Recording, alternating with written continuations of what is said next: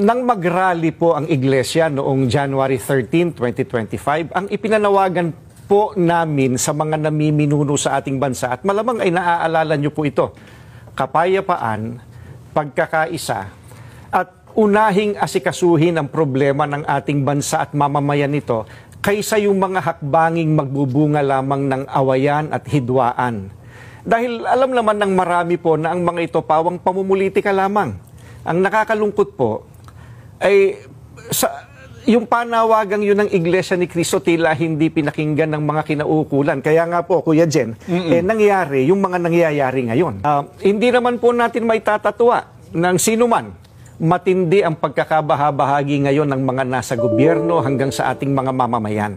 Hindi lamang tayong mga Pilipino ang nakakaalam na hindi tayo nagkakaisa. Ang nakakalungkot, maging ang mga taga-ibang bansang nagmamasid sa kaganapan po rito ngayon sa Pilipinas, alam na alam nila, hindi nagkakaisa. Magulo.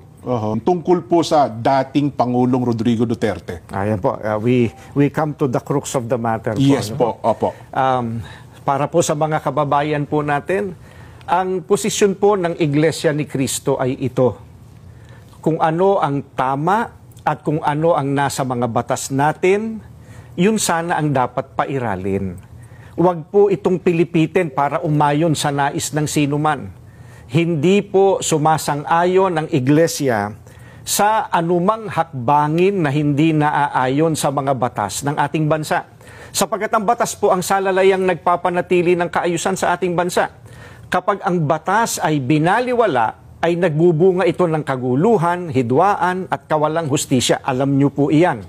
Sino mang Pilipino o mamamayan ng ating bansa na may ginawang paglabag sa ating mga batas, dito dapat litisin sa ating bansa. Bakit po? Sapagkat gumagana naman ang sistema ng ating hustisya.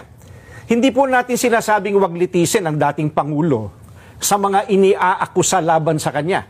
Ang saganang amin po, nagtitiwala ang Iglesia ni Cristo sa integridad at kakayahan ng hudikatura para pagpasyahan ng ganitong bagay at usapin. Ang mga hukom natin ay may kakayahan po na gampanan ang kanilang tungkulin, na ipataw ang tamang hustisya at pairali ng katarungan sa lahat ng sandali. Kaya, hindi natin dapat isuko ang soberenya ng ating bansa sa iba.